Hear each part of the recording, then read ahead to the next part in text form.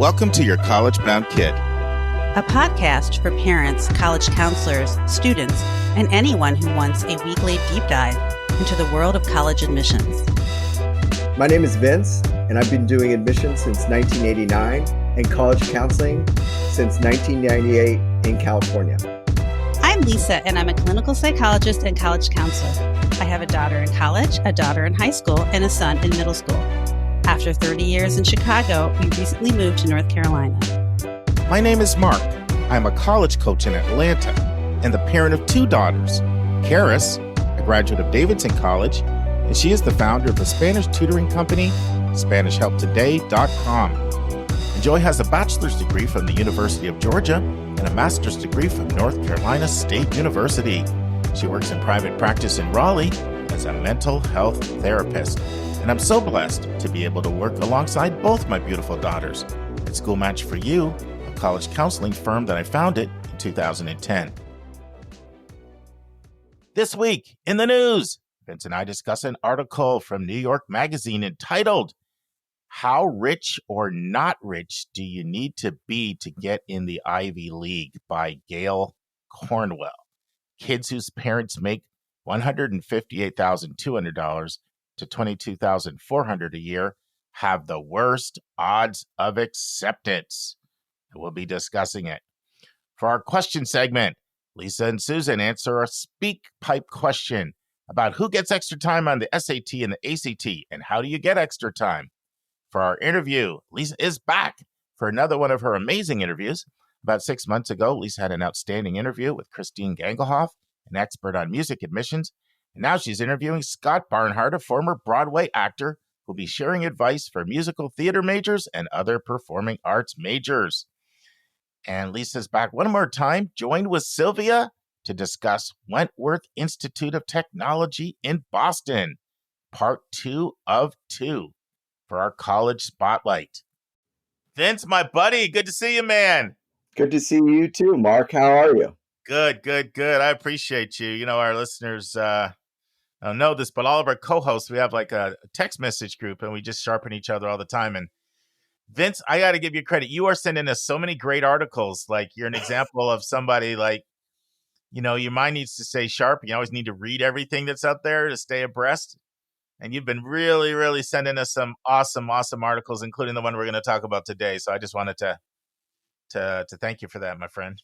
You're welcome. Yeah, it's fascinating to me. I think for newspapers, magazines, they get a lot of clicks through college admissions articles. So Atlantic Monthly, Wall Street Journal, New York Times, LA Times. Yeah, LA Times. The New Yorker is the one we're talking about today. Yeah, New York, absolutely. So I think that they definitely understand their clientele. Well, one thing, and I agree, they know their clientele skews more wealthy and is aspirational when it comes to colleges. And so oftentimes they're writing about stuff about, you know, they're much more likely to write about stuff about highly selective colleges than they are about what's going on with community colleges because it's not going to get clicks and they know that. Mm-hmm, you know? Mm-hmm. Our listeners are great too. They always are sending me, have you seen this? Have you seen this? What do you think about this? And so what it does actually for me is it allows me to get a sense of the pulse of what people are talking about out there. Yes. You know, in fact, let me say this. I can't make any guarantees, but if you have an article that you would like for us to discuss in the news, just go to speakpipe.com YCBK and just talk your truth in there and say, hey, I read this article. I'd love to know your take on it. We actually had somebody do that this week, and we're gonna take the article up. So a lot of times our listeners are like kind of curious on what is our take on this. I personally like to know what is it that people are talking about out there. So I like keeping my finger to the pulse of like I can literally tell by how many times people send an article to me what's kind of landing out there and getting buzz. Yeah, well, I'm sure this one will get them buzzing if they haven't already read it. Sure. Well, you're going to break it down. But before we do that, you've got our tip for the day. Take it away, my friend. Yeah, I think this one is really important. As I have sort of transitioned to working with students who are juniors, it's really, this is your time. They've, opened their doors. They've probably given you a junior questionnaire. They ask you, it could be anywhere from 8 to 40 questions. And you want to be really thoughtful on your junior questionnaire responses. Remember, they're inviting you to explain who you are, what's important to you, what your interests are. They're trying to help you build a list. So you want to do a good job at the junior questionnaire. But for those of you and we have a lot of listeners whose students go to large public high schools, it's really important that you connect with your counseling staff. And whether they have, monthly meetings, they give you opportunities to set up a meeting.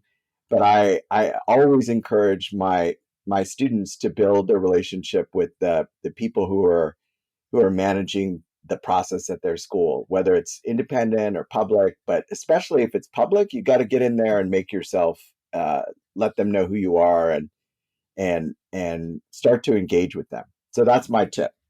Vince, I had a student that I'm helping that's at the Trinity School in New York, and they asked me for help on that questionnaire because they had, their answers were due and they had to be submitted to the counselor.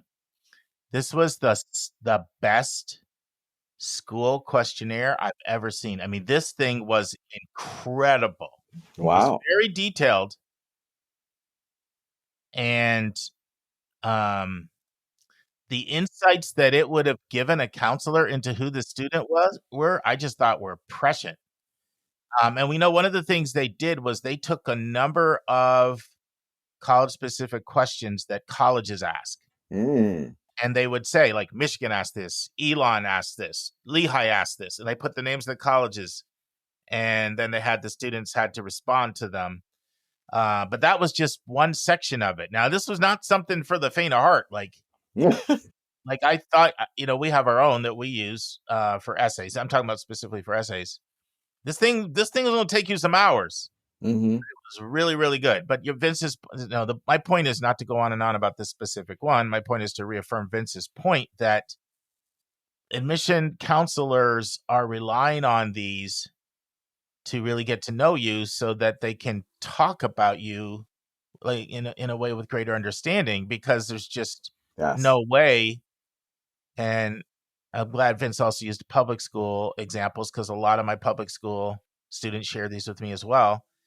I mean, you're not dealing with small ratios, and there's just no way a counselor can get to know you on a personal level. I mean, they can get to know you more than you think if you're proactive and you schedule office hours and get in there. Right. But if you get one of these, really take your time and put time into it. Now, some people might not know what we're talking about, because not every school does these. These tend to be, that's a kind of a telltale sign to me that you're in a very college preparatory environment, whether it's a suburban school or a private or independent school. Some of your schools that have more, much lower college going populations, they don't do these at all. But yeah, that's a great tip. Yeah, take your time, do them well, and like we always say, be honest. Like, even sometimes when I'm meeting with my students, they're trying to, what am I supposed to say? Like, they're gaming and they're looking at it like, how do I impress? How do I impress? It's hard for people to really grasp. You impress by being authentic. You impress by letting them get to know who you really are, not trying to do an imposter and pretend you're something that you think sounds impressive. Right. It's hard sometimes and I guess I understand that, because your goal is, hey, I'm trying to get in. What's going to look good? What's going to look good? You jump right to what's going to look good. And really, I mean, what looks good is to the extent to which the counselor knows who you are, then they can begin to talk about schools that are looking for who you are. So you kind of, helps with the matching process tremendously. But good tip. Thank you. My admissions vernacular is external scholarships, and that's just a term that's often used for what I usually call outside scholarships. So these are scholarships that are external to the university. So we're talking about everything from civic organizations, corporations, churches, foundations, philanthropists, all of the different ones that the different organizations, local, but scholarships that are not coming from the institution. And external scholarships really doesn't refer to sort of anything from the government either. It's not, government, like, for example, in Georgia, we have the Hope Scholarship. That's a state-based scholarship. I don't hear external scholarships used that way. It's more like for outside scholarships, like I said, from civic organizations, corporations, churches, places of worship, foundations, philanthropists, that kind of thing. Is that a term you hear ever, Vince? Not very much, I would say. Not very much. But I think it's important to put out there because it can really impact, like final decisions. Yeah, and my big number is kind of almost a tip as well. This is a real, true live conversation I had yesterday. Not a podcast listener, but I was trying to help a family to understand why I didn't see the University of North Carolina, Chapel Hill as a good match. And it was a school that the student really, really, really liked a lot. And this was, a very modest student as far as academic profile. And lots of 70s and 80s on the transcript and out of state, right? And we know North Carolina, Chapel Hill, the flagship, is mandated by the Board of Regents, Board of Trustees to have to take, or Board of Governors to have to take 82% from the state, leaving only 18% from the rest of the country. So I went to Common Data Set. And when you go to Common Data Set section C, now not every school lists it, but a lot of them do. They have their GPA broken down. So it'll have percentage of students 4.0, percentage of students 375 to 399, and this 35 to 375. So this is a new policy I have on calls, Vince. It's partly a policy that comes from my wife, Anitra. But anything after 10 has to be on phone call, not Zoom. Because my Zoom room is loud to where she's going to be. So I'm on the phone right now. I'm not, talking with them. And normally I would be sharing this on the screen. I think it's better to share it because they can see it for their own eyes. So then I said, guess what percentage of students at UNC Chapel Hill have a 4.0 GPA? And it's the big number. It was 93%. And so data can help you as a counselor, if you're listening, sometimes to help people to see, that may not be who we are. And then it was another 3%, by the way, that was 375 to 399. But it can also help a family to say, okay, maybe we do need to not waste time and take that trip or go in a different direction. So it's both a tip. Check out the GPA section in section C at first year admission section of Common Data Set, the GPA section. You'll see it right under the SAT distribution section, ACT. But it's also good. It's good both for counselors and it's also good for families to take a look. Yes. Obviously there's always exceptions. And certainly if you're a recruited athlete, especially for revenue producing sports, they're going to go way outside that profile. But if you're not coming in with a real big thumb on the scale, it's just a good way of looking like, how do I measure up with this? Mm-hmm. Mm-hmm. I'm always sometimes hesitant to share things like this because I don't want someone to think, I got a 398, I'm not getting in. Because I have kids out of state at UNC Chapel Hill that didn't have a 4.0 that are there. Tell me how. No, it's a tough admit, isn't it? It's a tough admit. Yeah. I was looking at some Naviance data year before last for one of the most competitive public schools in the state of Colorado. And they went 0 for 50 for UNC the year before. 0 for 50. So anyway, not trying to be negative, not trying to be discouraging, but just trying to help people to set appropriate expectations, have another tool and a resource to check. And I always feel bad for the people that, you got one spring break and you spend all your time and money and you go to places where your kid's non-competitive at. And quite honestly, I do see a lot of that.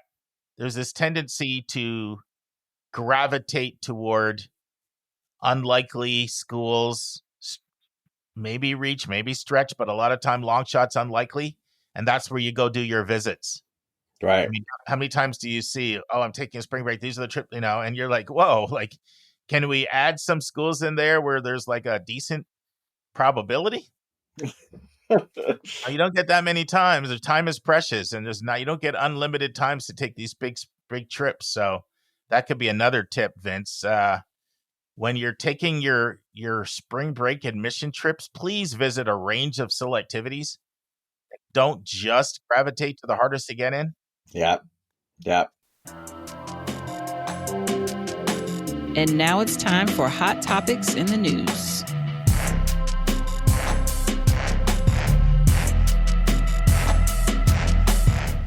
All right, Vince, that's actually not a bad segue into our article. It's almost a lead-in. It was. So take it away. All right. What we're reading today. So today's article came from New York Magazine. It's in the section called Intelligencer, the schoolyard. And the title of the article, How Rich or Not Do You Have to Be to Get into the Ivy League? Kids whose parents make between $158,000 and $200,000, or $158,000 to $222,400 a year have the worst odds of acceptance. The article is by Gail Cornwell, and she does a great job with this particular article, highlighting two students' experiences. One of a student whose parents. This really sort of segues into sort of New Yorker anxieties. Parents, one of the parents, I think, worked at a law firm. They start out by telling you, but they weren't a partner they weren't an equity partner in the firm.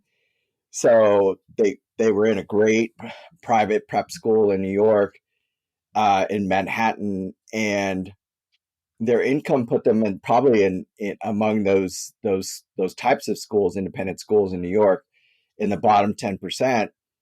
And she got into the school. She did really well. And then when it came time, she, student body president and great grades.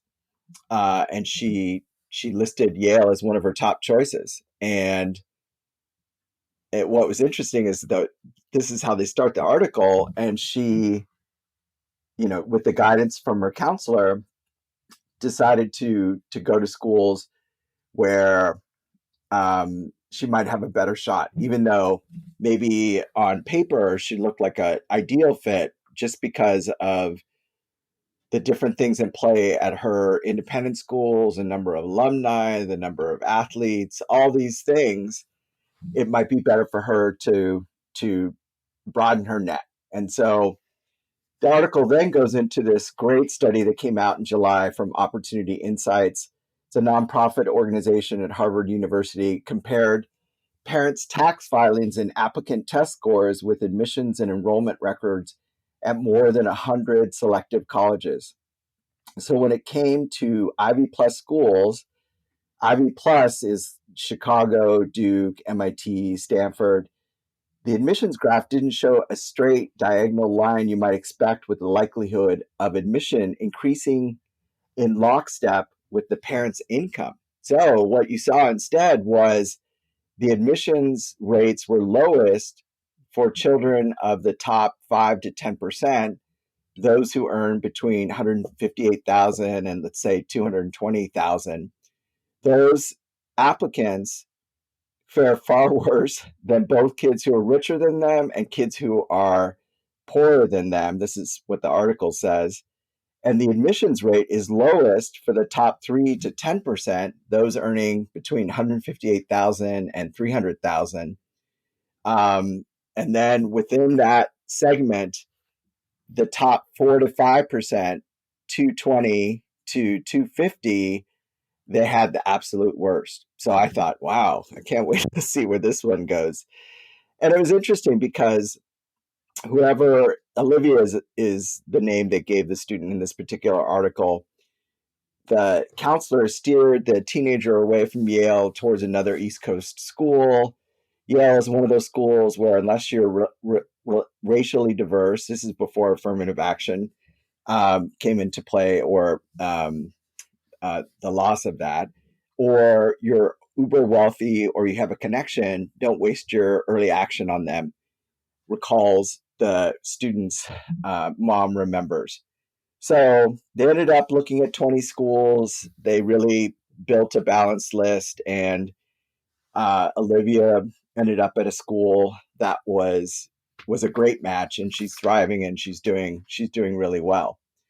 So the question is, and this is what the author addresses, why are children who are wealthy but not private jet rich at the disadvantage for admission to most elite colleges?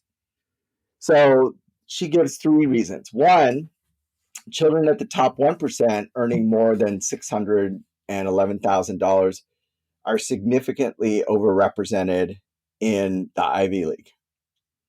And they say that one of the reasons for that is that they have legacy status. They're the group with the highest level of legacy status, and that still is a factor in admissions. Increasingly, that discussion is happening. Certainly at Cornell and Penn, it's occurred, but Yale and Harvard, Princeton have said less, and maybe the issue comes up in the admissions office, but legacy is at the greatest advantage at that particular level. And then after that sort of advantage, it's about 20% of that particular group.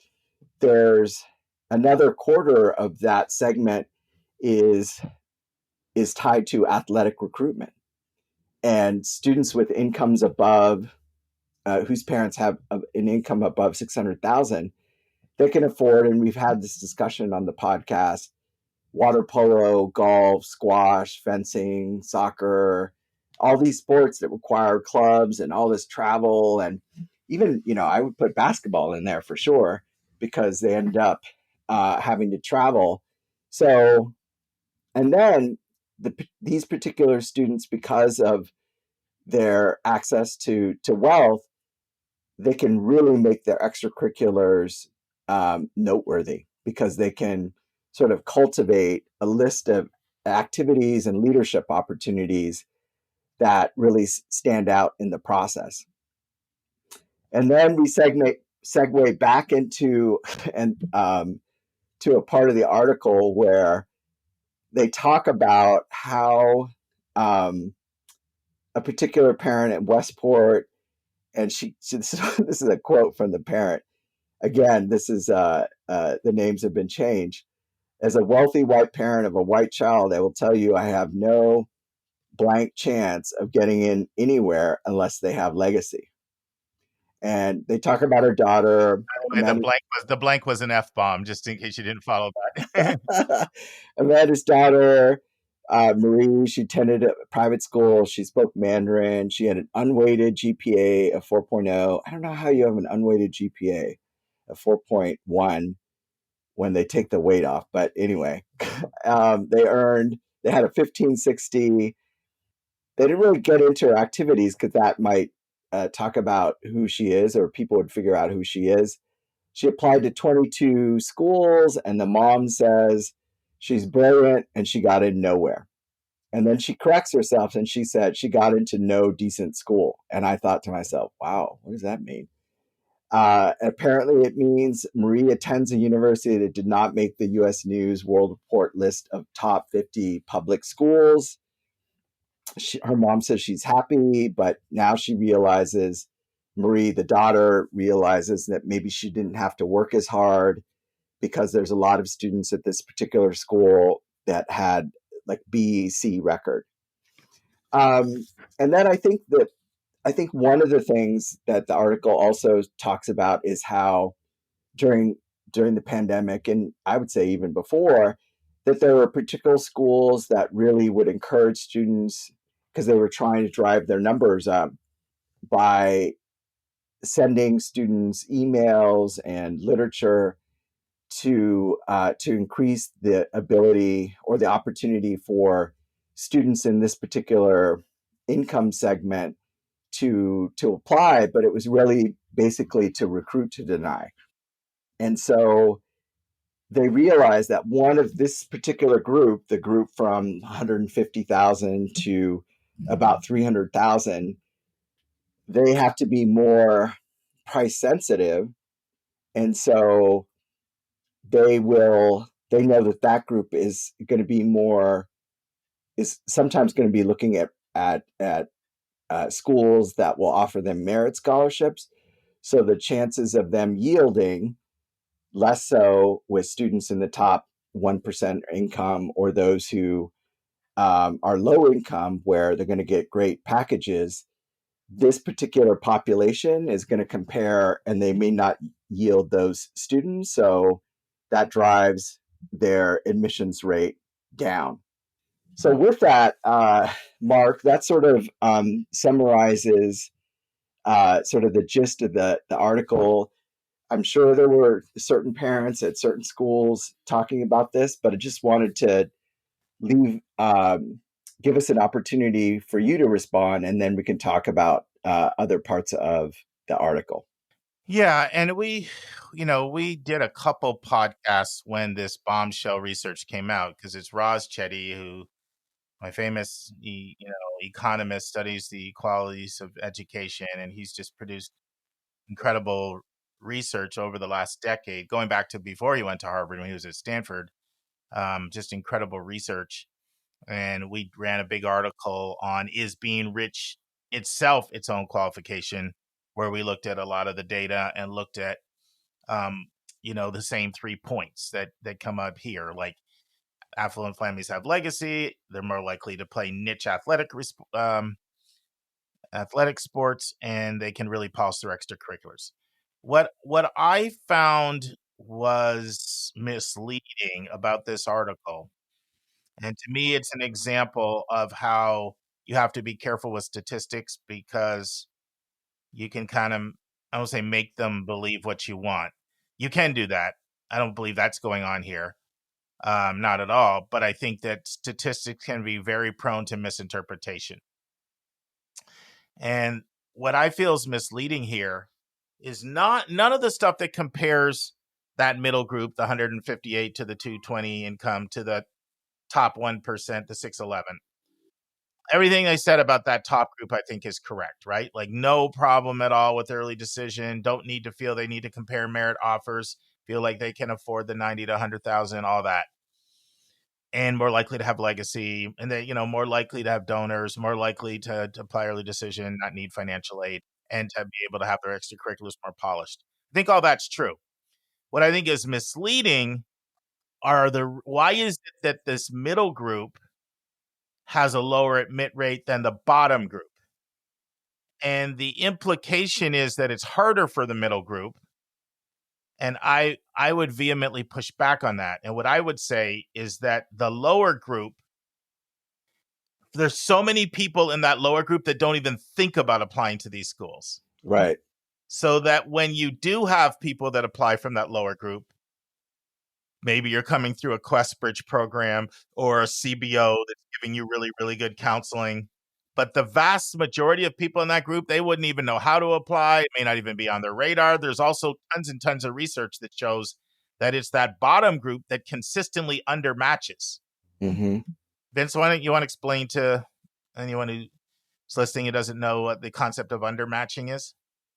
Sure. So the way that I understand undermatching is that you might have a student who has the grades, you have a student who may have taken the SAT or ACT or may not have taken it, but they have the rigor, they maybe have AP scores that demonstrate high ability, but because of the culture of the school or their community, they don't apply to MIT or they don't apply to to Carnegie Mellon because they feel like, oh, they need a 1590 and you've got to have, 15 fives.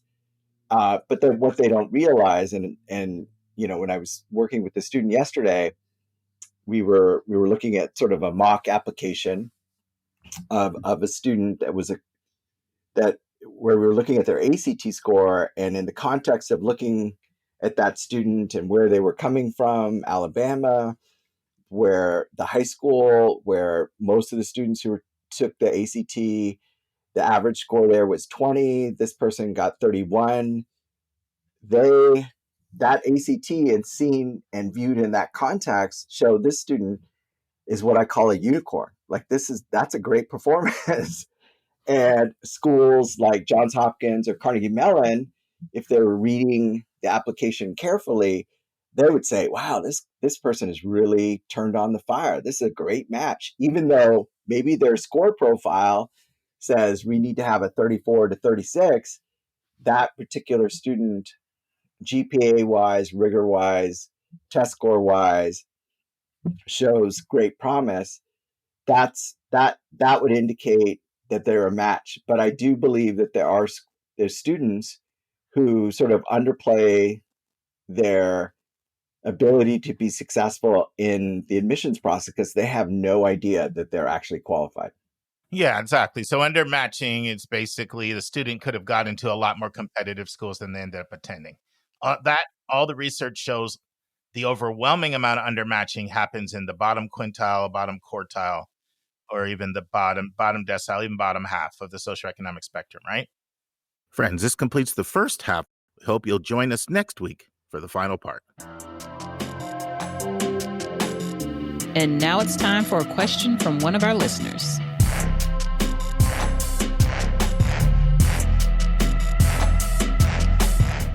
Hey, Susan, how are you? I'm great, Lisa. So nice to have a chance to sit and talk with you. Oh, as always. Well, today we have a very special listener who's asked a question. This question is from Mark Stucker of Atlanta, and why don't you take a listen? This is me, Stuck, and I have several questions for Lisa and Susan to answer. I know I shouldn't ask multiple questions in the same question set, but it's me. I'm going to be complex. So here we go. Can a student get extra time on an ACT or SAT have test anxiety? What are the areas you can get approved for extra time on the ACT or SAT? How do you get approved for extra time? And how long does it take to get approved for extra time? Thanks in advance, Lisa and Susan. You're the best.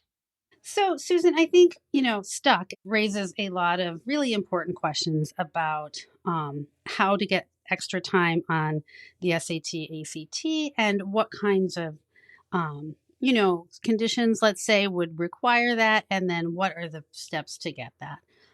So I think, when you think of people who get extra time, what kind of issues do you think that they're usually experiencing?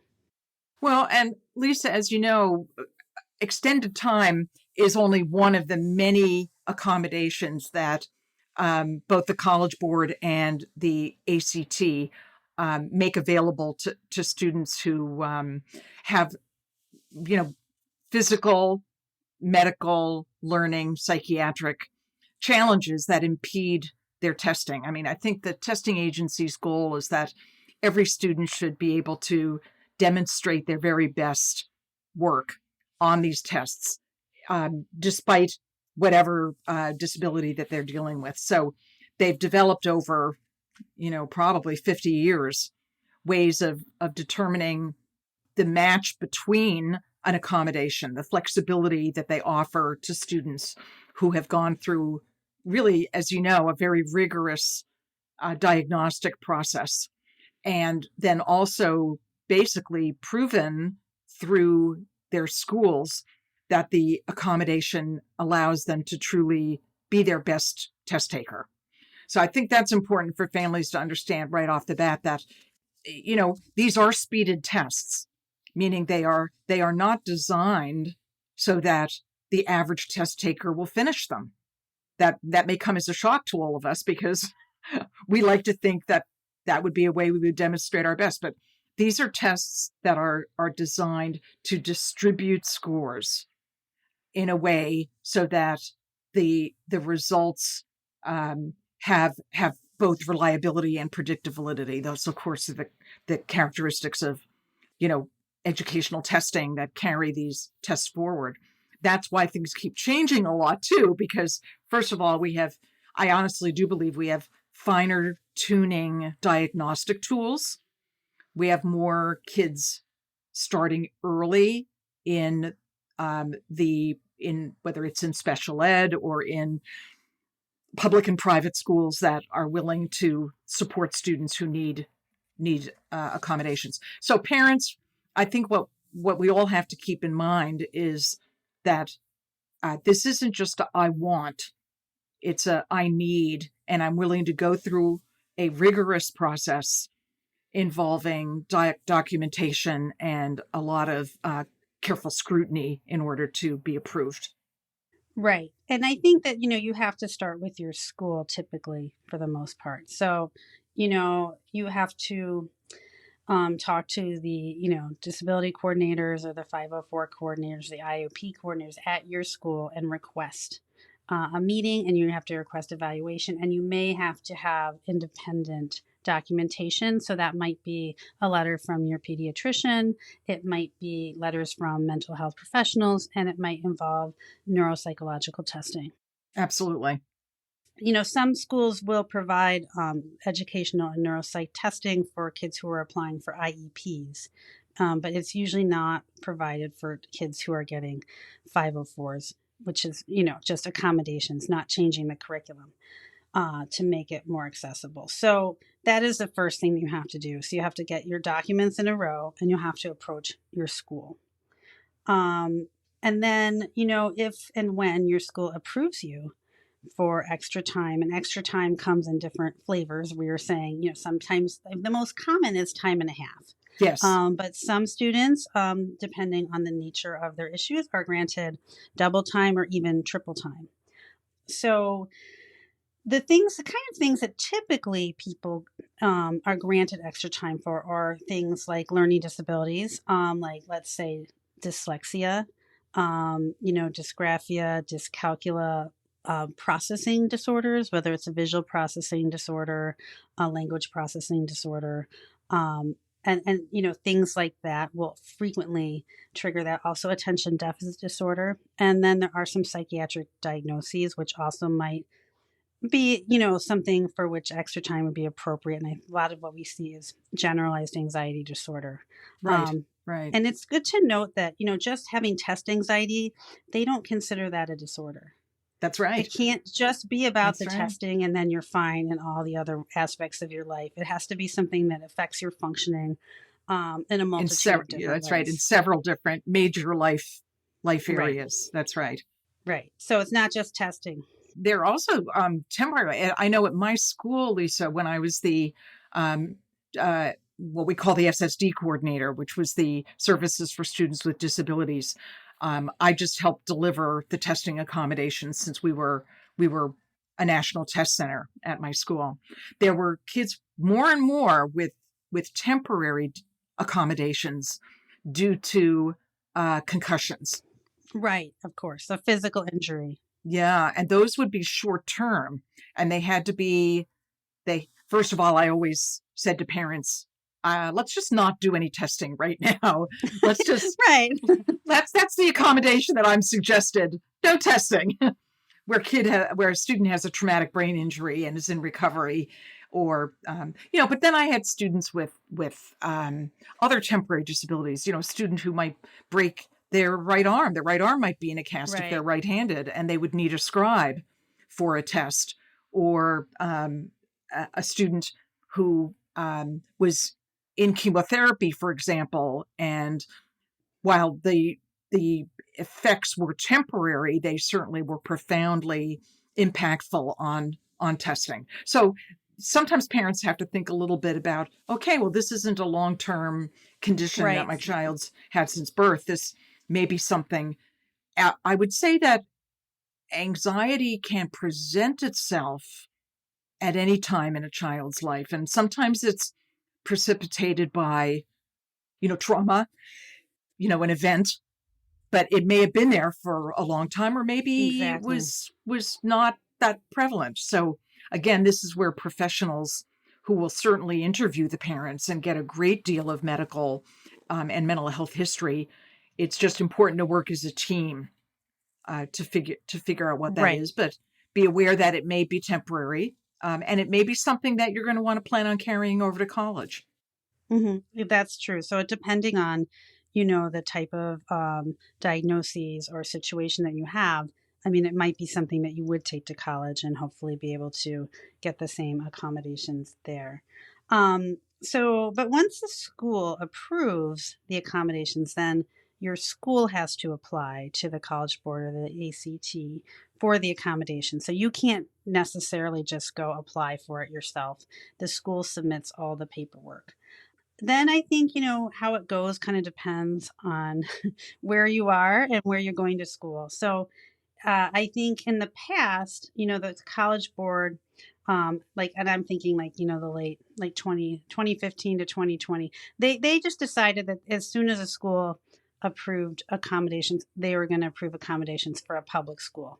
The ACT, not so much. And I personally experienced this in 2019 with my eldest daughter, where despite having a very long history of attention deficit disorder that, was kind of throughout her medical records, her school records, they did not want to approve the extended time, even though the school had approved it. So I had to go through an appeal process.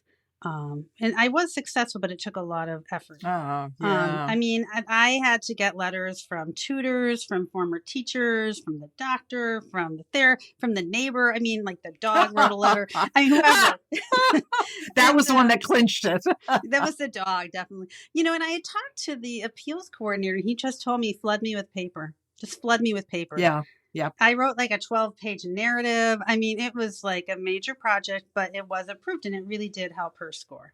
But absolutely, thankfully, if you're a public school student, you don't have to do that anymore because now the ACT is following the suit of the College Board. And so since 2021, if you have accommodations that are approved, then you should get them the same accommodations on your ACT testing. And it used to be there was sort of like a waiting period for public school students, but it doesn't seem to be the case anymore. So that is, much better. But I think if you go to a private school, it can be a little different. And Susan and I have had different experiences of how different, and they're kind of opposite. So now we're confused.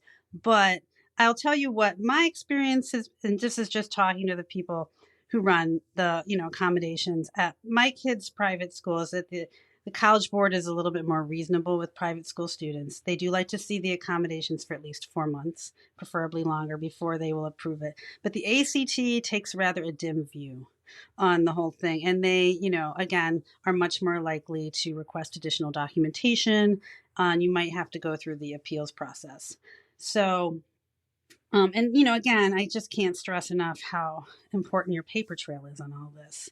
Yes, if you absolutely. have a good paper trail, you shouldn't have, then you can't argue with all these reports and that's right. Things. So those of you with younger children, keep everything. Yeah. Well, yeah. And that's, I think, I have 3 kids and they all have, some issue or the other. And so finally with my youngest son, the middle school was like, you should probably get him neuropsych tested. I'm like, yes, I will, because he's 12 and I want the paper now, right, just exactly. in case I need the paper later. But, unfortunately, it's not easy to get neuropsych testing.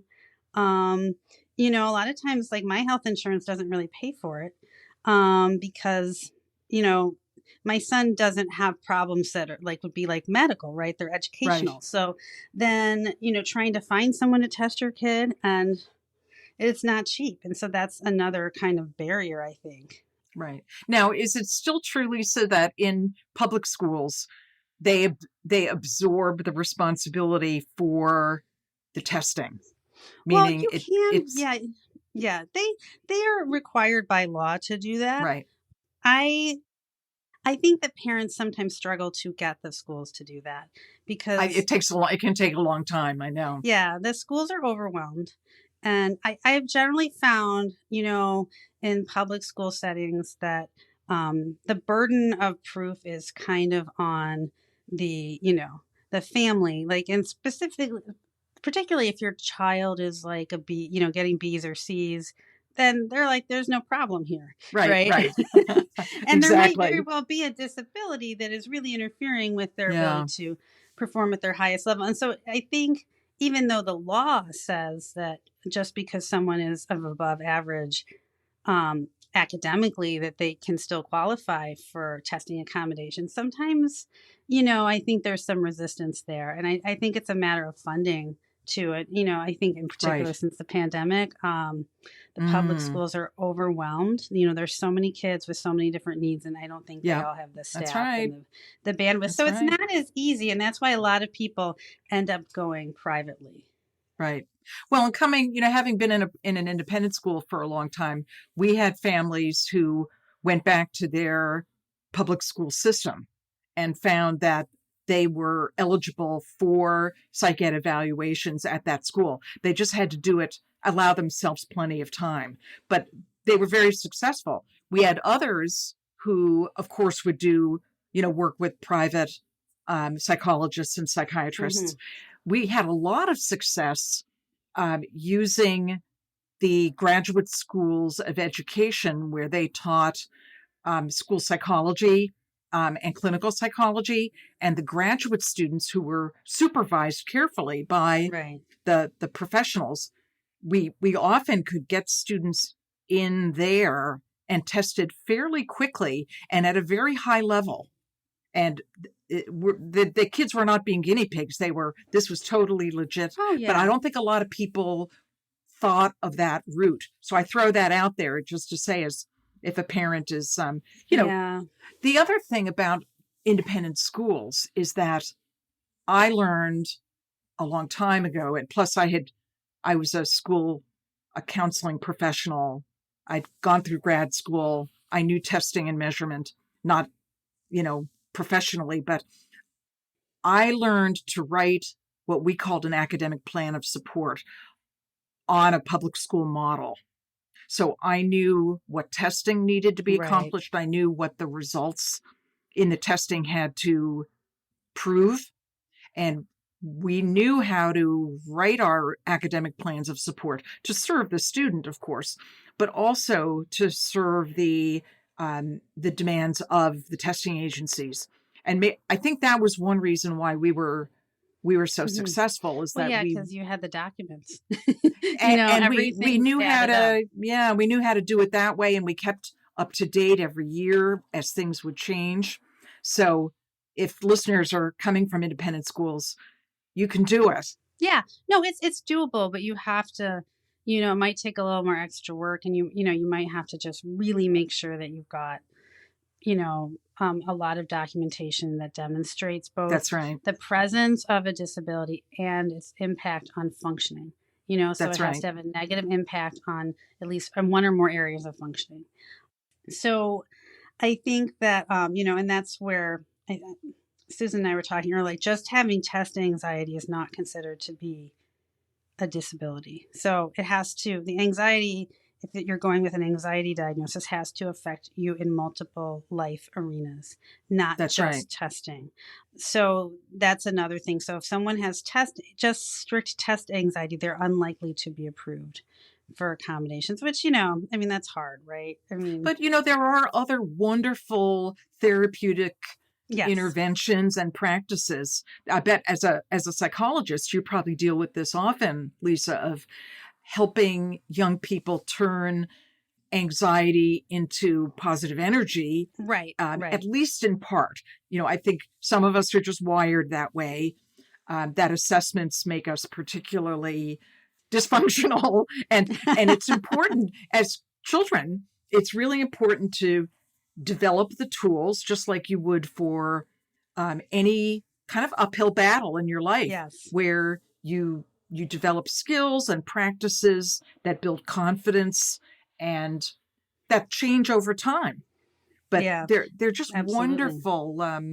Maybe because I worked in a Quaker school for so long, but we had wonderful practices around they were basically cognitive and behavioral therapy in their roots, but meditation and mindfulness, biofeedback, where kids really changed. They harnessed that anxiety, and off they went as a building block for, greater success. Absolutely. And I think I've read studies that, some people are just born with an innate ability to be sort of calm in a crisis. Think Barack Obama here. Right? And some people when they get in a, sort of a stressful situation, they just lose the ability to think. And then most of us are somewhere in the middle. But the good news is that all of us can aspire to be like Barack. And that's right. And I'm sort of in the middle personally. So whenever I'm in a situation like that, I'm like, okay, what would Barack do right now? That's literally what I ask myself. That's great. And then I do that. Or Michelle. Michelle. Yeah. I mean, I just think he was just so cool. I'm sure he is. Yes. Just like, very like, someone could say the most awful thing to him and he'd be like, okay. Amazing. And he'd come back with some very kind, well-reasoned response.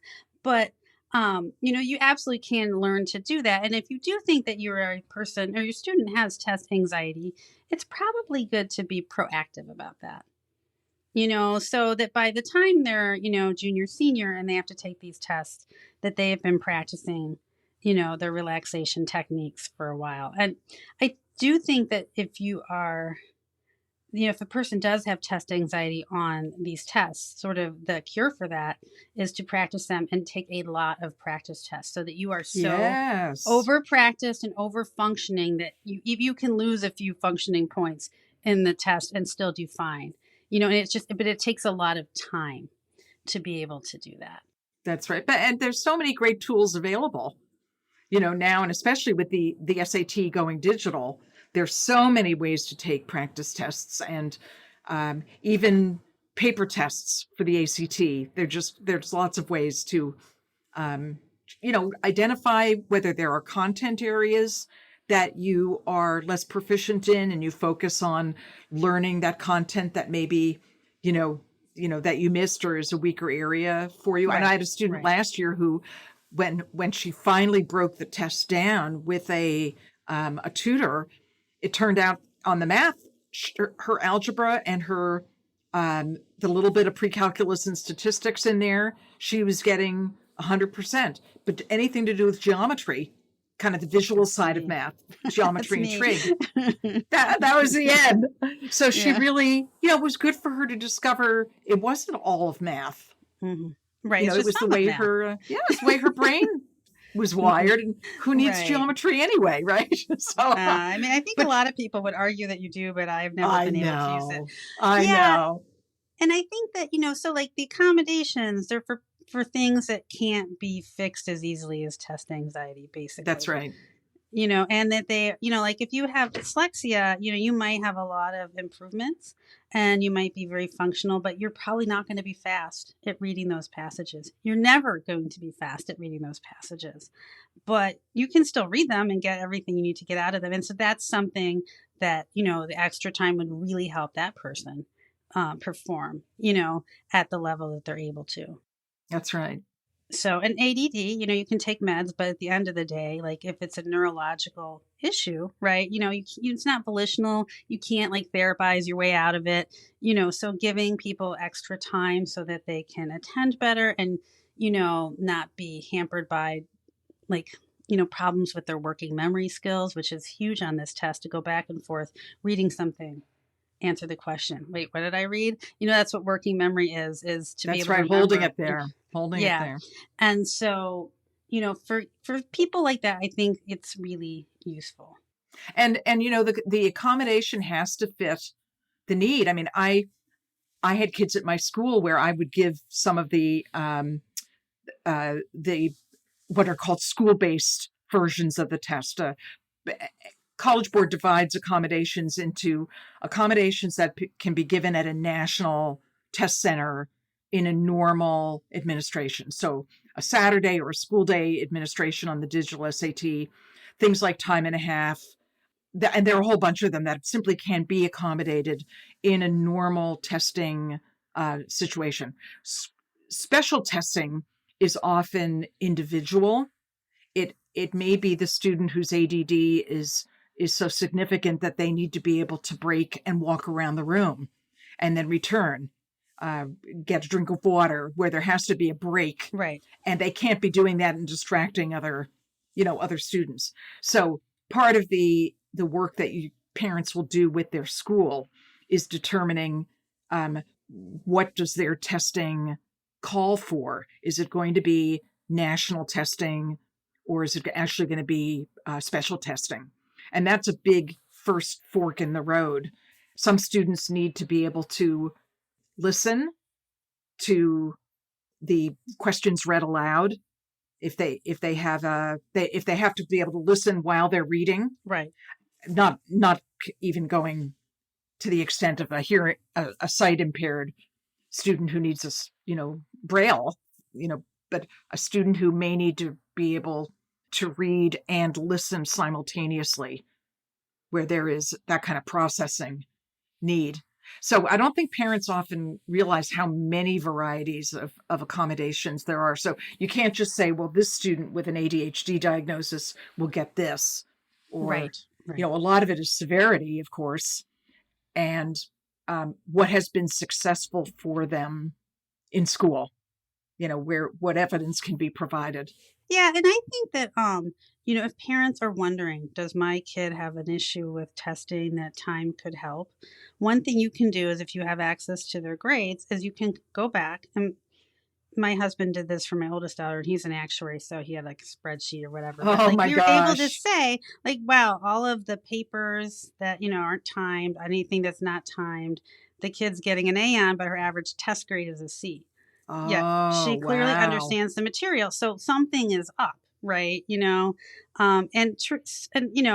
Once she was given extra time, her test grades in school were commensurate with her other grades. Oh, So you that's can kind of wonderful. take like a rough look at that yourself and see, Yep. like, do I think this is an issue? And then I think if you do that, then I definitely would be trying to talk to your school, trying to get, the documentation, the evaluations that you need to help kids. Because the worst thing, I think, is when a kid feels dumb because they can't do something. Like, they keep trying. Recently my daughter, Sonia, she got time and a half because she has had anxiety since she was born. Really, she's just born anxious. She's a worrier. And so, but she was in math and she's trying her best and she's doing the homework and she's seeing the teacher and she's working with a tutor, and then she gets to the test and her mind was a blank. Oh, and boy. She wouldn't do very well on the test. And she told me, like, I think I'm just dumb at math. And that just broke my heart. And once we went through the process and she was able to take her final with the extra time, like, her grade went up like 2 grades, Oh, boy. So it wasn't that she didn't understand it. It's that she needed to be able to calm herself down enough. She needed the time to, to calm herself down enough to get her brain to function again. And I hate to see kids feel stupid or like they just can't do anything. And that's a vicious cycle then.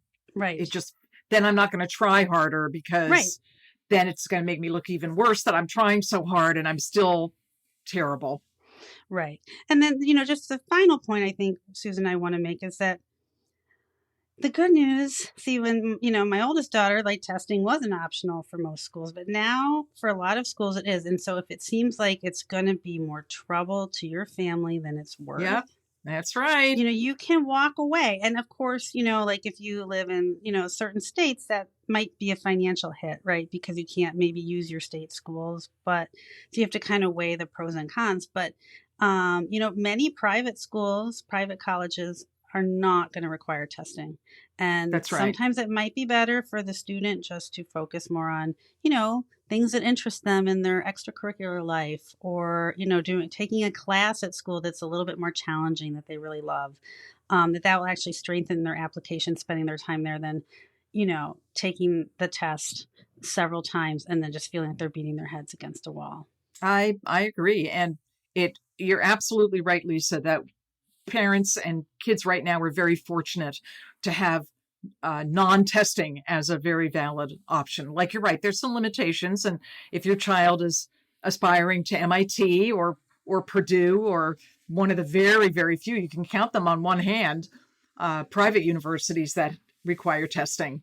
And you're right, if you're unsure of the way that your state public university system is going, find out, and make an informed decision about it. But for a huge number of families in this country right now, non-testing is becoming the way to go. And especially if it's a negative experience. Now, we do all need to learn to deal with things that are hard. So I'm not saying abdicate whenever you have a chance, but consider the toll on your child's well-being and the likelihood that they will actually end up where they would like to be testing wise. Talk to your teachers, talk to your counselors at school, because it may be an unrealistic expectation that all this is going to somehow be a fix.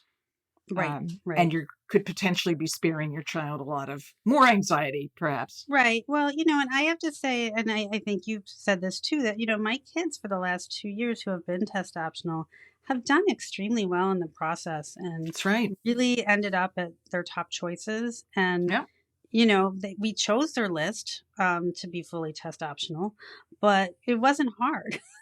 We had plenty of choices for them to look at. And, so I feel like it's really a viable way of going for a lot of students. So anyway, I couldn't agree more. Something to think about. Well, thank you so much, Susan. That was really great. Oh, my pleasure. It's always fun discussing all of these things with you, Lisa. I think we're so often quick to jump into the meat of a discussion and really enjoy it. And I hope our listeners did also. Yeah. And, we apologize for the extra time on this, but Susan and I thought that this was such a complicated conversation that we gave ourselves time and a half on this question and answer. So thank you for accommodating us, listeners.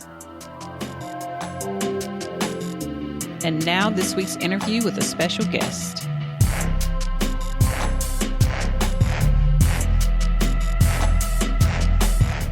Friends, in part 1 of Lisa's interview with Scott Barnhardt, looking at college admission advice for performing arts majors and performing arts careers, especially in musical theater.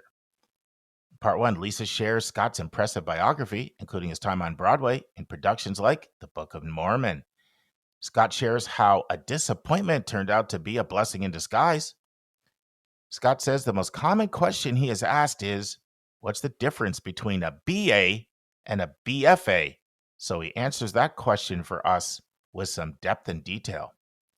Scott talks about how creative applicants have to do an art supplement and a pre-screen, and sometimes a second round of auditions. So their application process is quite different than a traditional applicant.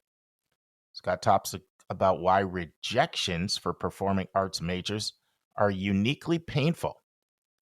Scott talks about how hyper-competitive the application process is for performing arts majors. And Lisa asks Scott how he builds a college list for musical theater majors and for performing arts majors. And finally, Scott shares the biggest mistake he sees families making that are pursuing performing arts majors in college. Listen and enjoy. Hi, this is Lisa from Your College Bound Kid, and today I'm very excited to be here with Scott Barnhardt. Scott is a lifelong musical theater actor, theater maker, and educator. He most recently served as lead faculty for the Contemporary Musical Theater and Film BFA program at Husson College, Los Angeles. And before that, he was the director of musical theater at the Orange County School of the Arts. Now he has his own college consulting firm, The Creative College Journey, in which he helps creative students in the performing arts and creative writing fields traverse the often rigorous and time-consuming application process in their area of study and find their best at college. He also hosts a podcast, The Creative College Journey, and he interviews successful performers about their path to success. Scott, that's a whole lot. You must have been very busy. Welcome to the podcast. Thank you. It's nice to be here. So I know I just, took some stuff off your website and read it out loud, but tell us more about how your journey and how you came to be a college counselor for, kids who are going to school in the creative arts. I mean, for so many of us, it's the long story of my own college journey. I was a Broadway bound musical theater nerd, could see nothing but that path. And the worst thing that could have happened to me did. I didn't get into NYU. I was just like crestfallen, convinced that my career was over because a school that I had done zero research on, by the way, um, had said no. And then cut to, I landed at what I deemed to be a safety school that ended up being the absolute perfect match. So I sort of lucked into a match. And that match for me was a BA in theater. That was the ability to take a bunch of other classes, the ability to be close to New York City so I could start my career without being smack dab in the middle of New York City. And that really taught me that it isn't where you go to school, it's how you go to school that counts, which is sort of like the ethos of my company, which is, especially for artists, for creatives, we don't have a straight line towards our goals. We don't have a straight line towards our careers. So I've really taken what I learned from my own experience as a college student, and then also as a professional Broadway actor, as an educator.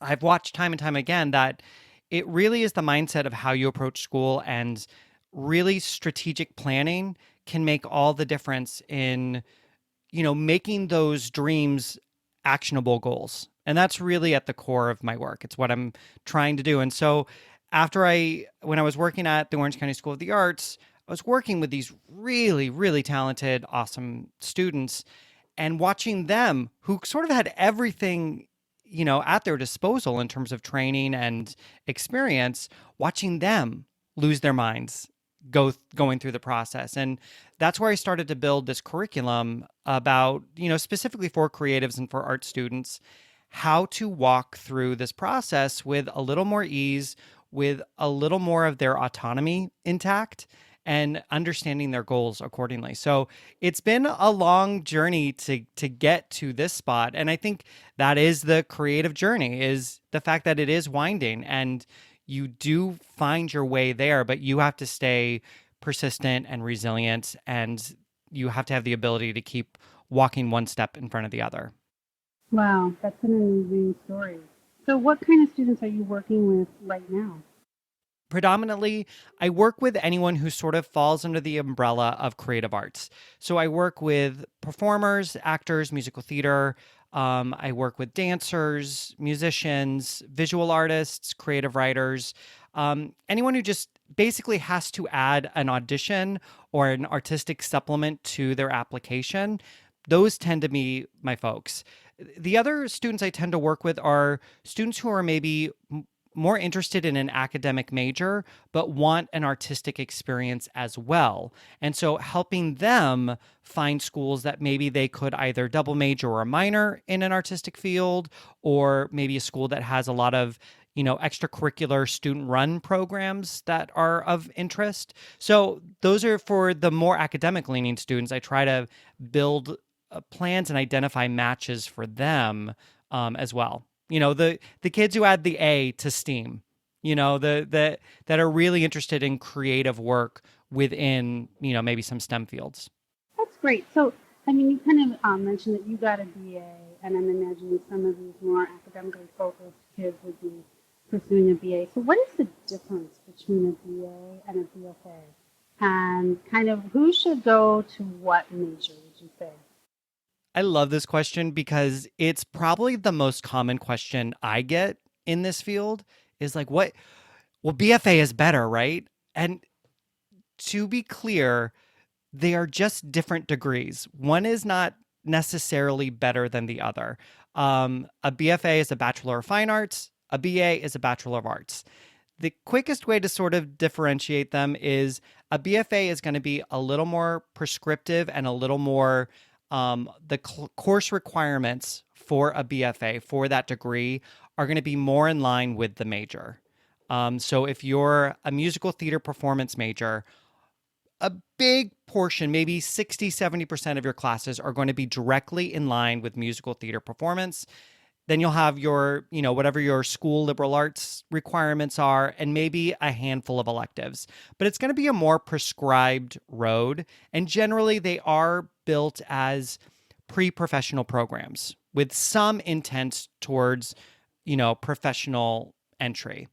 A BA is a more exploratory degree, meaning maybe 30 or 40% of your classes are going to be in line with your major, plus your liberal arts requirements, plus some more electives or some more wiggle room. So you're going to get the chance to take other courses. So to me, the difference is really a BA is going to be more exploratory. A BFA is going to be a little more prescribed. If you have a curious mind, BAs can be great options. And I think, especially my actors out there, I sometimes think there's a little bit of the scarcity mindset that I have to get into every acting class ever in order to prove that I'm a good actor, that I can become a professional actor. And I don't necessarily subscribe to that. I think so long as you are continuously training and conscientious about your training, you don't have to take it all in these next 4 years. Like, this is a career that you are a lifelong learner. If you're signing up to be a professional actor, you're signing up to be a lifelong learner. So I like to let students sort of think about, how might that religion class really influence your performance? How might that extra philosophy or history class, or maybe you have a significant interest in another topic, how can that Venn diagram come together? I think for the art students, that can be really magical. So the other thing is, if a student is interested in double majoring or minoring, like seriously interested in that, considering BA programs is of high interest because you tend to have a lot more overlap in terms of the course requirements. So it's like, even if you're Broadway or bust like me, like I wanted to sing, dance, and act all day, every day. I benefited so greatly being in a BA and getting I didn't actually get a minor in business, but what presumably was, I took the courses that could have been a minor in business. That helped me as I was basically a young entrepreneur selling my wares, meaning me as an actor. That was so beneficial. Some of the best classes I took were outside of my major, and I was really grateful that I had that much exposure to outside courses. So that's like the long and short of how to decipher between BA or BFA. But the big key is that one is not necessarily better than the other. Yeah, I think that's great to know, because I think you're right. People are thinking, I have to go get a BFA or never make it in my chosen field. And what you're telling us is, it might actually help you to branch out a little bit and become more well-rounded academically, or pursue other interests as well as, your art. Yeah, I think that's exactly it, because it's, we as artists, we're the barometer of what's going on in our world. So if you're knowledgeable about the world, if you are studied in other topics, it makes you a more interesting artist. You bring that to the page or the stage or the canvas in such more interesting ways. And I've seen that create success for people and traction for people, because they just have something to say. And that's what we want our artists to do. We want them to say something about the world. So I'm biased because I went through a BA, but if you have any academic inklings, I definitely consider BAs as well as BFAs in your college list. Let's take a break to learn about Mark's recommended resource for the week.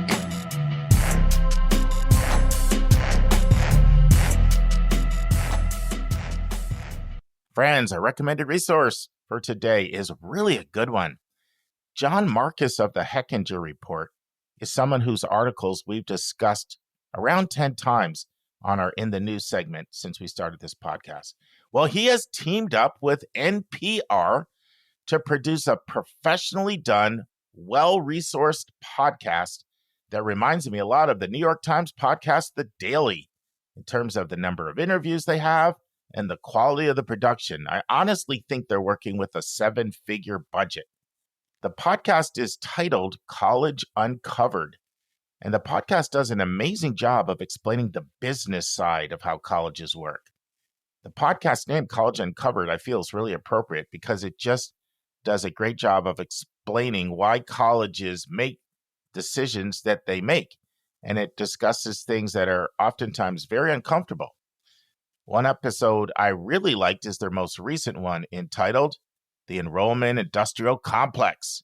It talks about a subject we've talked about a few times, how student search actually works, how much money colleges are spending buying lists of names to market to their students, how colleges need full pay families, and how they factor ability to pay and who they admit.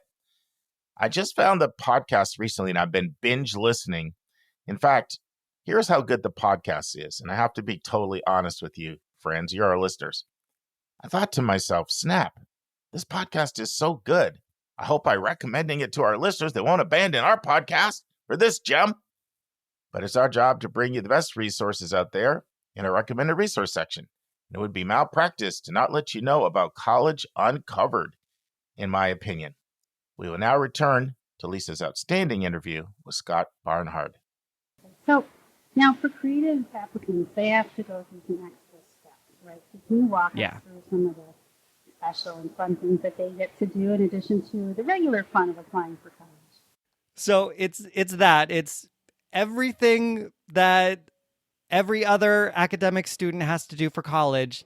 And so, on top of all of the application needs, all the essays, most creative and performing arts students, they also have to do an art supplement.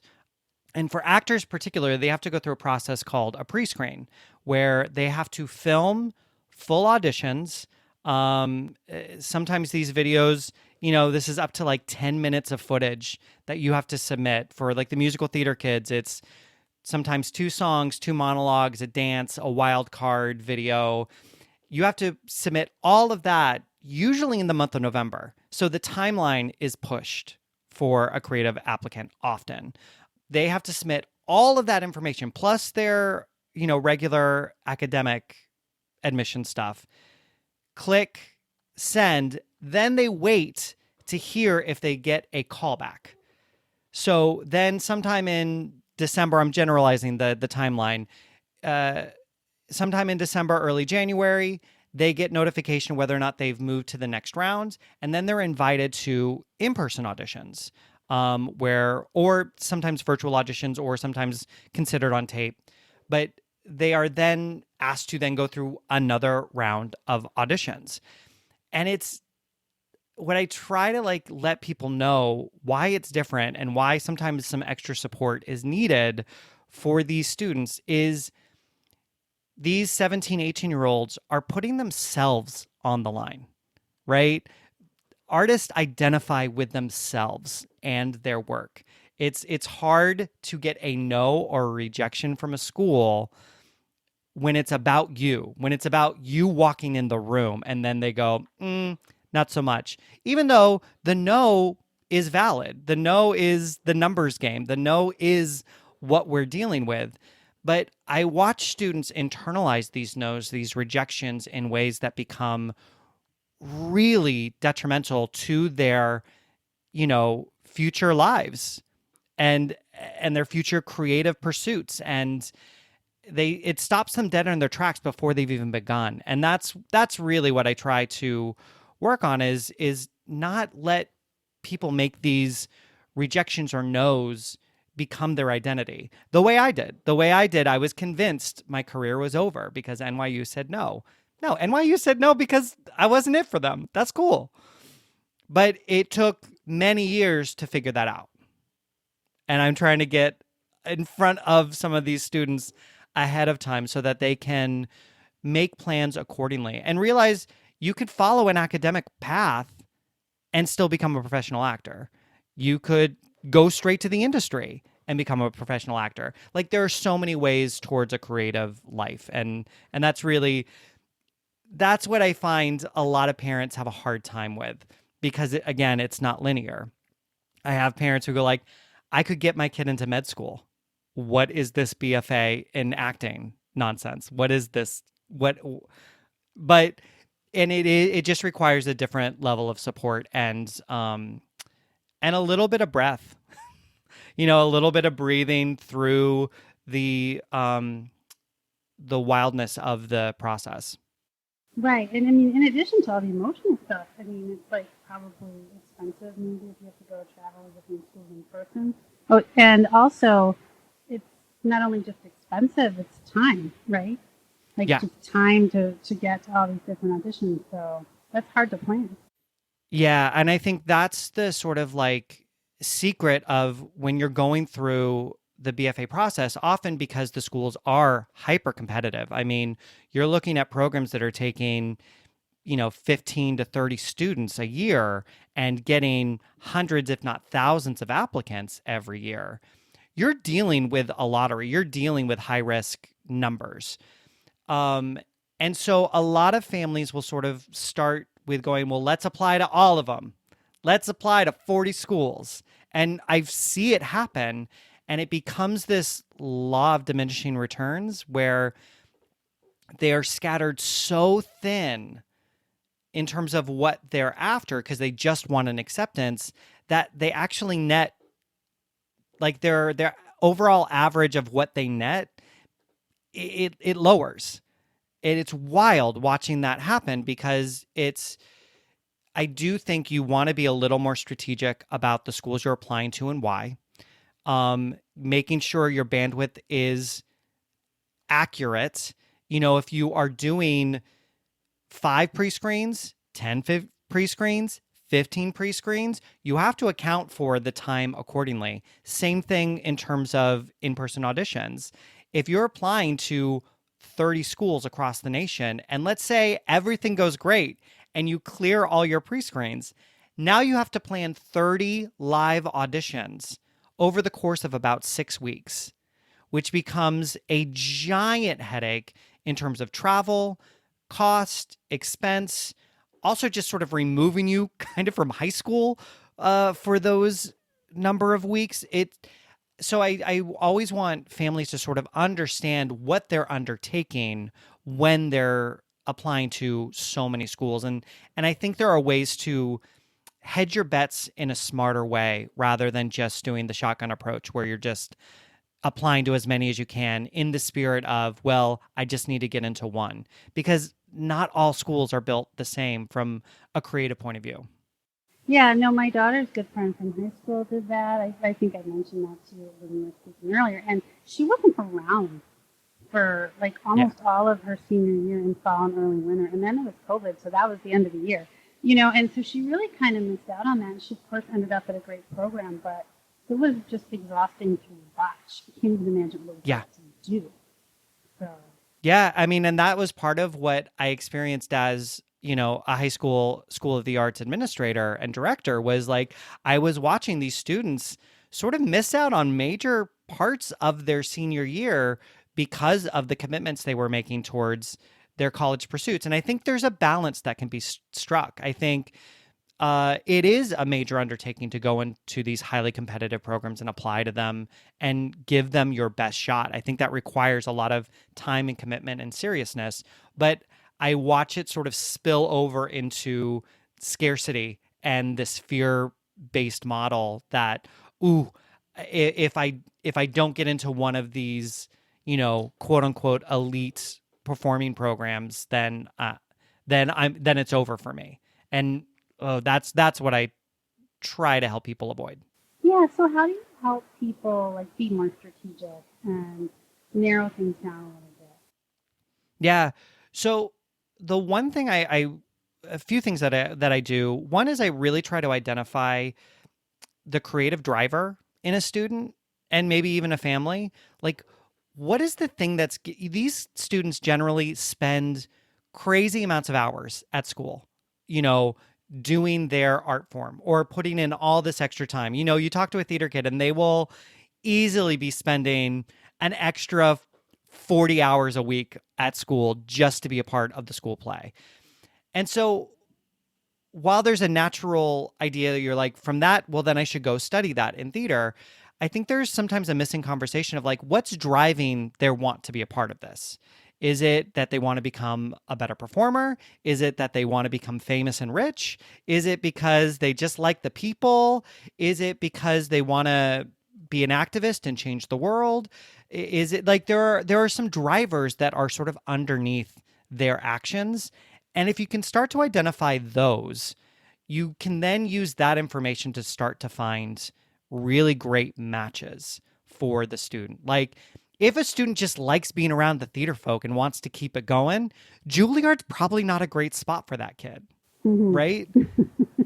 Yet the parents might Google best theater programs for, in America, and Juilliard's going to come up number one on the list.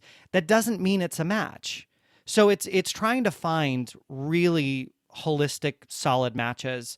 The other big thing is balancing a list, is understanding the numbers, what schools are genuine pie in the sky reach schools, which ones are you actually interested in, looking at their curriculum, looking at what their output is, and then finding some more targets and likelies that are in line with whatever the dream reach school is. Making sure that the numbers make sense, making sure the financial numbers make sense, given a family's need, considering state schools, considering community college options. I do like to have a family really consider multiple options at their disposal. What's their direct to industry route? What would they do if the student didn't go to college and just went straight to the industry? How would you handle that? What would happen if they went to community college? What would happen if they went to a state school? What would happen if they went to a dream private school? And sort of let all of the options be awesome. Let all of the options be something that they can be stoked about. Because I think for the creative, if you really look at it, there are many, many ways towards this path. And again, really identifying the student's workload. I can see when students if a student leans in overwhelmed and they don't have the bandwidth to take on this extra work, it's not the time to take on this kind of extra work. In many ways, that's where you start to consider a gap year. You start to consider maybe you apply one round with 2 or 3 schools, and then the next year consider adding more. And this is where it really becomes case by case, where you have to look at each student and each family in terms of what they need, what their interests are. But it's about getting down to brass tacks of what drives the student creatively and what could work given the student's interests. Yeah, I really love when you said let all the options be awesome, because I think even in regular academic college counseling, we're always saying love every school on your list, because they all have great opportunities, but sometimes that's a hard sell, because people have these preconceived notions. And I'm sure you run into with your creative families. Oh, this is the only way. So I love that you're giving them all these different options to think about. That's where your freedom in the process lies, is knowing, I'm a great artist, and no matter which one of these 4 or 5 routes I take, I can get to where I want to. And that's probably the biggest mistake I see families and students walking into this process is they're walking in waiting for the school to validate them as an artist. And a school is not a gatekeeper to that. That is internal. That is only you. So realizing that, I could go to community college and train privately, right? I could go work with a literal Hollywood coach or a Broadway vocal coach for the same cost. There are so many ways to slice and dice this, that you can negotiate your way to a lot of ideas. And especially for any price conscious families out there, it's really understanding the investment and really understanding, if there are limitations. Creatives live for a limitation. Put me in a theater, give me $100 and a ball of twine, and we'll figure something out. We'll put on a show. That is what we do. So living within limitations isn't a bad thing, and it shouldn't be considered. And I watch families sort of presume on some level, if they can't afford a private 4-year institution, then they are limiting their child's dreams. And it's just not true. It's just not true. Friends, this concludes the first part of Lisa's outstanding interview with Scott Barnhardt. We hope you'll join us next week for the final part. And now it's time for our College Spotlight of the Week.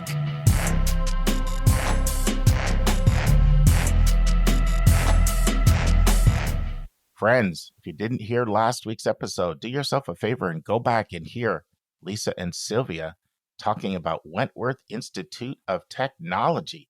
I learned so much from that podcast. I had no idea about the consortium they're involved in. It's now time for the final part. Hope you enjoy part 2. So let me tell you a little bit about the price. I was going to say it's phenomenal, I think. So about 99% of the students receive some merit scholarship.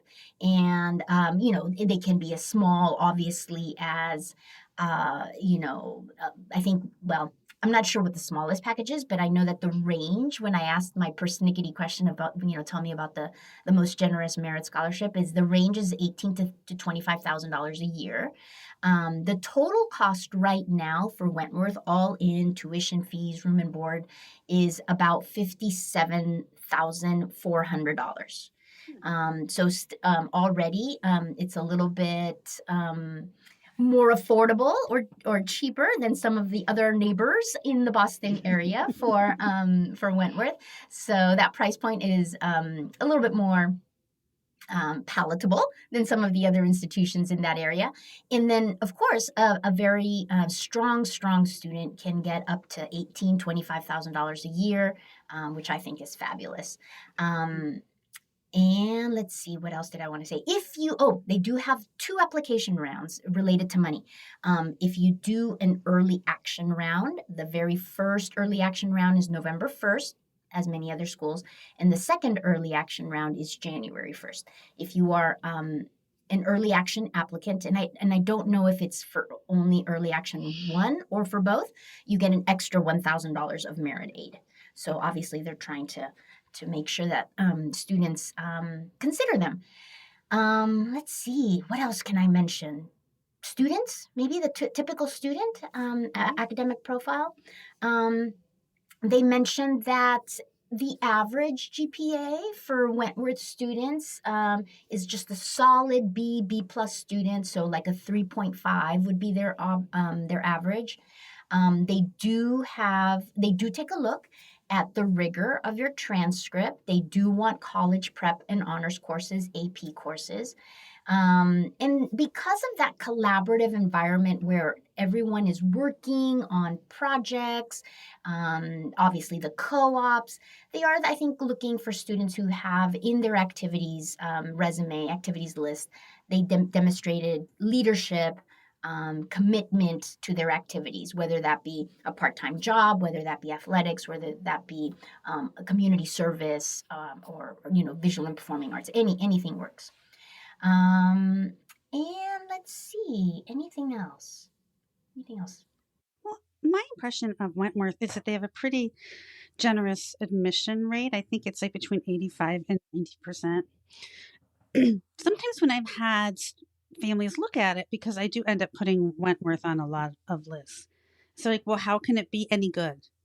And this is one of those cases where it's so clear that there's no relationship between the selectivity of the school and the quality of the school. Because when they go visit this place, they come back just raving about all the different opportunities, all the hands-on learning, the co-ops. I mean, it really shows well. And I think it offers a lot. Absolutely. They have fantastic outcomes. I'll share a little bit about that. Within 6 months of graduation, 95% of their graduates are employed or continuing their education. So grad school and so forth. They broke that down even further. 75% of the grads are working full time. 18% are in grad school, and some of the top schools that they feed into for grad schools: Northeastern, Tufts, UConn, and their own grad school, Wentworth. So those are the ones that they mentioned. And only 5% of the grads within 6 months of graduation are still seeking employment. so I mean, as both you and Mark have pointed out, and the co-hosts have pointed out, having that co-op experience builds those skills that will eventually go on your resume. And it's not just your degree that you're getting, like, oh, I graduated from blank university. I graduated with these skills, and I am hireable. I'm ready to get into the field, or I'm ready to continue my education, and so forth. So that's incredibly valuable. And I think you're absolutely right. That myth of, if they have a high admission rate, how can they be any good? And it's just really the institutional priorities, isn't it? If a institution is looking to serve as many students as possible. Now, that's not to say that the Wentworth class size is large, because it just can't be. Some of those classrooms were like high school sized classrooms with like I said, those tables and the workstations surrounding them. Yeah, they're I truly, as you can see from my enthusiasm, out of the 14 schools that I visited, I want to say Wentworth was, if not my favorite, one of my very, very favorites during that visit, for the opportunities, the vibe, which again I cannot say enough about. The students were relaxed, kind, open, patient. Nothing felt like none of my questions felt like dumb questions that they had already answered, in the presentation that they gave us. And I, without naming names, I got a very different vibe at other schools from just the campus tour and from those presentations. And when I later tried to ask an additional question of an admissions rep or presenter, and how my question was not answered, or my question was treated. So Wentworth, totally a winner. Totally a winner. Yeah. Well, it sounds like it's a really collaborative environment. It's not a competitive environment, which I think for so many people is so helpful. 100%. I mean, I just, I think parents and families, students can definitely discuss what environment will allow them to thrive, will allow them to feel that they are going to thrive academically and socially. And that, I think, is really important. And it's something that I take very seriously with my own children. And the students that I work with, every once in a while, a student will say, well, I like the vibe of this school that I'm choosing to attend, even though some of my friends are telling me, but you got into another school that's more popular or famous. But I know where I'm going to feel the most welcome, where I'm going to be supported, where I'm going to thrive. And yeah, I see so many positives in Wentworth's community. By the way, if any parents out there of athletes are listening, Sports. Yes, sports. I know you and I were like, oh yeah, the sports. They are a Division III school, and they do have several sports. They have men's and women's sports, basketball, baseball, ice hockey, soccer, tennis, volleyball, and then women's sports as well, cross country, lacrosse, soccer, many. I think that I'm looking at my list here, and there's about like 15 of them between the men's and the women's.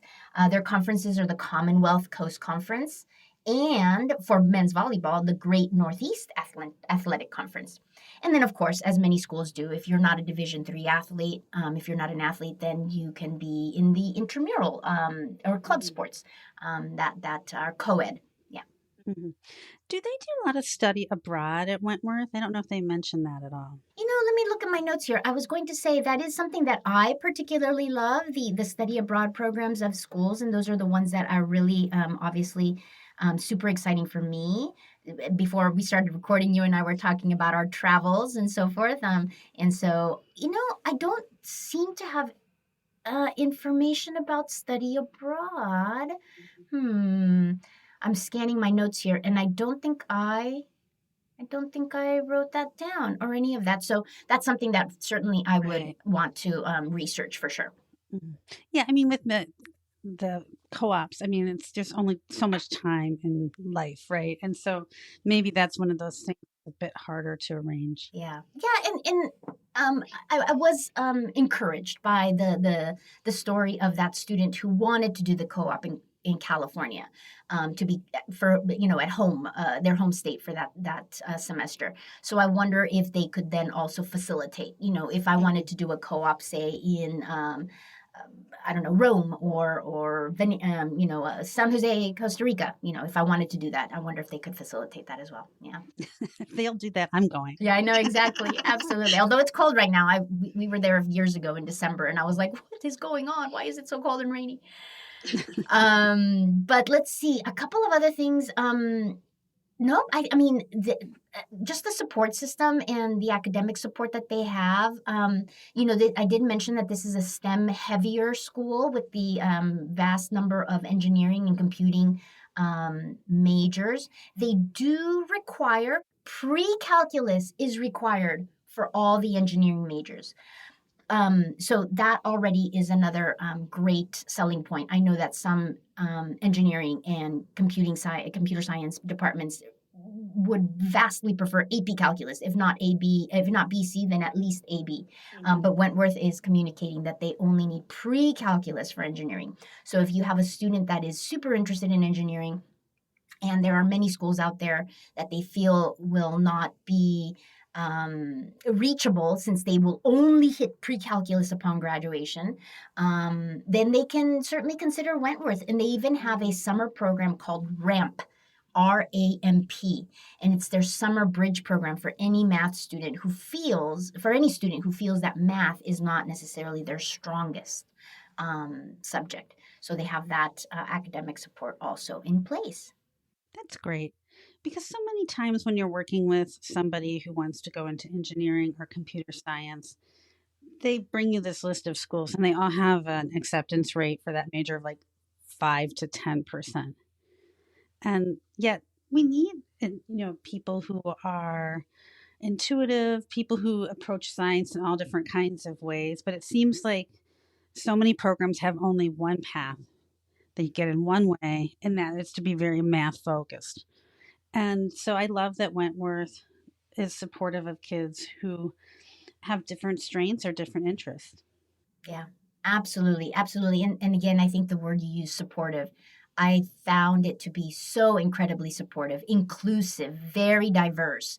I think I wrote down here, let's see, 30% of the population identifies as being BIPOC. So that's already, I think, a fairly high rate. I know in California we have higher rates, I think, of that, but it's certainly just the makeup of our state population. No, very, very supportive environment. I hope that I've conveyed how absolutely thrilled I was to be on their campus and learn more about them. Yeah, no, it sounds like a great place. I really want to visit myself. And your going there gives me confidence for when I keep putting it on lists and trying to explain to families and students that this is a place that's really unique and one to keep considering. Yeah, absolutely. Absolutely. All right. Well, any other things you want to add? No, I think please just check out Wentworth. If you are a city kid and you're looking at these great programs and you want a fantastic environment where you will learn by doing, fabulous place. All right. Thank you so much, Sylvia. We appreciate you. Thank you, Lisa. Friends, on Thursday's episode, you asked for it as the texts and emails came flying in, and we're going to deliver it. Julie and I will be discussing Dartmouth's decision to be the first Ivy League school to reject test optional admissions and to return to test mandatory admissions. Is this a harbinger of what is to come? We'll be discussing it. We'll have a brand new interview, and it's with Andy Borst, former VP of Enrollment at the University of Illinois, and now the current VP of Enrollment at the University of Georgia. We're going to be discussing how artificial intelligence, AI, is impacting admission offices. We'll be separating the truths from the myths. And friends, Scott Barnhardt said something very profound in his interview, and I want to repeat it and close with it here. It isn't where you go to school, but how you go to school that counts. See you on Monday, friends. And that's our show. A big thank you to you, our listeners, for tuning in this week. If you find this podcast helpful, please follow us and you'll get every single episode as soon as it is released. If you're interested, there are a few ways you can really support our podcast. You can click the share button and send it to your friends and acquaintances. You can help us pay our staff and our expenses by donating on our website. You can write a review for us on Apple or Spotify. I'm the producer of the podcast, but we have a fantastic team of 15. Shout out to our co-host, Dr. Lisa Ruff, Dr. David Williams, Linda Depker, Susan Tree, Vince Garcia, and Julia Esquivel. And to our substitute co-host, Sylvia Borgo. Our sensational sound engineer is Nemanja Motvich. Our amazing music is from Victor Allen Weeks. Marketing designs are from Kimberly Blass. Lily Parikh manages our Instagram. Our image editor is Talha Khan. Joyce Ducker does our website episode updates. And our webmaster is Stalianos Dimitriou. And if you want to have a coaching session with Lisa, Linda, or me, just text me at 404-664-4340. If you have a question you want us to answer, or if you have a recommended resource or article you think we should discuss, just send it to questions@yourcollegeboundkid.com. Our favorite method is for you to record your own voice at speakpipe.com/YCBK. By the way, check out our website, where you'll find lots of content that is not on any podcast app. Our website is yourcollegeboundkid.com. If you want to learn about other hot admissions topics, follow us on Twitter at YCBK Podcasts. We think of you as our listening family, and we look forward to meeting again with you every single Monday and Thursday.